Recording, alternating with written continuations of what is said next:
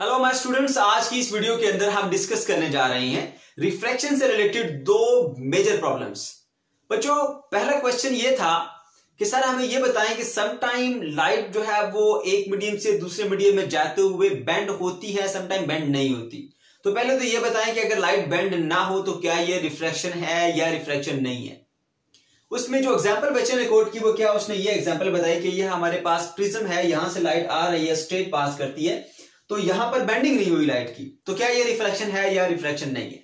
Okay, तो बच्चों आपको इस चीज का आंसर देते हैं। दूसरा क्वेश्चन क्या है, दूसरा क्वेश्चन ये है कि जब लाइट एक मीडियम से दूसरे मीडियम में जाती है, सम टाइम बेंड करती है, तो क्यों करती है, और जब बेंड नहीं करती तो क्यों बेंड नहीं करती। चलिए इसको डिस्कस करते हैं। बच्चों, सबसे पहले आपको मैं ये बता देता हूं कि जब लाइट सरफेस के ऊपर परपेंडिकुलरली आ रही होती है तो फिर उस लाइट में बेंडिंग नहीं होती, यानी एक मीडियम से दूसरे मीडियम में एंटर हो रही है लेकिन परपेंडिकुलर है, बिल्कुल ऐसे इस बाउंड्री के ऊपर परपेंडिकुलर, ये पहला मीडियम, ये दूसरा मीडियम, लाइट परपेंडिकुलर आ रही है, अब बेंडिंग नहीं होगी, लाइट स्ट्रेट पास कर जाएगी। और जब लाइट ओब्लिकली आ रही होती है ऐसे, तो लाइट जो है वो फिर अपने पाथ से बेंड कर जाती है, यानी इसको जाना यूं चाहिए था लेकिन थोड़ा सा इस तरफ को बेंड कर गई है। क्या वजह है इसकी, चलिए वजह को जानते हैं। बच्चों, मैं आपको एक एग्जांपल देता हूं गाड़ी की। ये एक गाड़ी आ रही है स्मूथ रोड के ऊपर, यहां जो मैंने एक लाइन लगाई है, यहां से आगे रफ रोड स्टार्ट हो जाती है, और ये रफ रोड इस तरह कटेड फॉर्म में, यानी इस तरह से तिरछी है। तो ये गाड़ी आ रही है ऐसे, जब ये इस पॉइंट पर पहुंचेगी, यहां पर ये टायर और ये टायर जब तक स्मूथ सरफेस के ऊपर है दोनों की स्पीड एक जैसी है, लेकिन जैसे ही ये टायर रफ सरफेस पर आएगा, आप जानते हैं गाड़ी की स्पीड स्मूथ सरफेस के ऊपर ज्यादा होती है और रफ सरफेस के ऊपर गाड़ी की स्पीड हो जाती है कम। ओके, अब जैसे ही ये गाड़ी इस पॉइंट पर आती है, ये एक एंगल पर ये सरफेस आपको नजर आ रही है, ये जो हमारे पास टायर है इसकी स्पीड सडनली डिक्रीज कर जाएगी क्योंकि ये रफ सरफेस पर आ गई है। लेकिन जो ये टायर है इसकी स्पीड डिक्रीज नहीं की। स्पीड डिक्रीज क्यों नहीं की, क्योंकि अभी तक ये स्मूथ सरफेस के ऊपर ही है। तो मान लो ये गाड़ी यूं आती जा रही है, इसकी स्पीड कम हुई, इसकी स्पीड तो उसी तरह है, तो होगा क्या उससे ये होगा कि ये ऐसे बेंड कर जाएगी ऐसे, क्योंकि इसकी स्पीड को रोक लिया इसने, स्लो कर दिया, लेकिन इसकी स्पीड इस एंड पे उसी तरह से चल रही है। तो ऐसे गाड़ी आते हुए जैसे ही इसको क्रॉस करेगी तो ऐसे गाड़ी बेंड हो जाएगी इस तरफ को। तो ऐसे ही आपने यहां नोट क्या करना है कि इस वक्त जो गाड़ी आ रही है एक सरफेस से दूसरे सरफेस के ऊपर, वो परपेंडिकुलर नहीं है, एक एंगल पर है। वो एंगल क्या आप देख सकते हैं, ये हमारे पास इस सरफेस का नॉर्मल है और ये गाड़ी की डायरेक्शन है, ये हमारे पास एंगल बन रहा है, एंगल ऑफ इंसिडेंट जिस तरह कह लें आप। चलें, तो इस तरह से गाड़ी आ रही, तो क्या करती है वो बेंडिंग कर लेती है। अच्छा, बेंडिंग हुई क्यों, वजह क्या है कि एक हिस्से की स्पीड स्लो हो गई, दूसरे हिस्से की स्पीड अभी चल रही है, फास्ट है।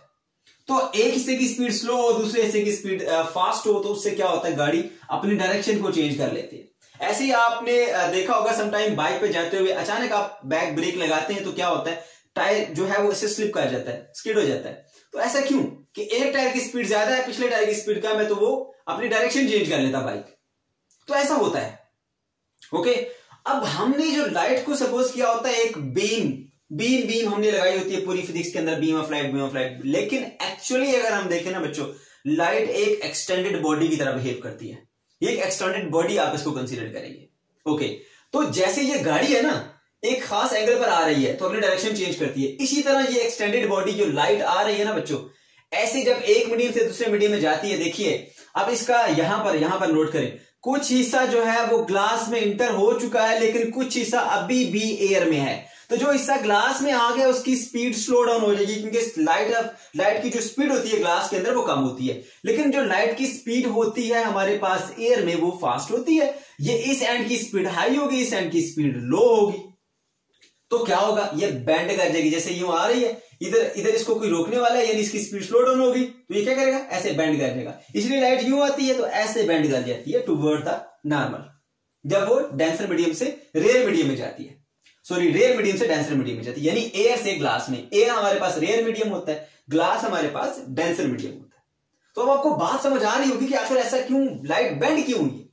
अब बच्चों, अगर इसको हम सरफेस ऐसी दे देते इस गाड़ी को कि बिल्कुल स्ट्रेट, यानी ऐसी सरफेस है जैसे ये है, यहां पे गाड़ी आ रही है, अब जब इस सरफेस के ऊपर यहां पे मान लो ये रफ सरफेस यहां से स्टार्ट होगी, अब एंगल नहीं दे रहे हम गाड़ी को, इस सरफेस के ऊपर परपेंडिकुलरली लेके आ रहे हैं, उससे क्या होगा, इस टायर की स्पीड और इस टायर की स्पीड इकट्ठे स्लो डाउन होगी।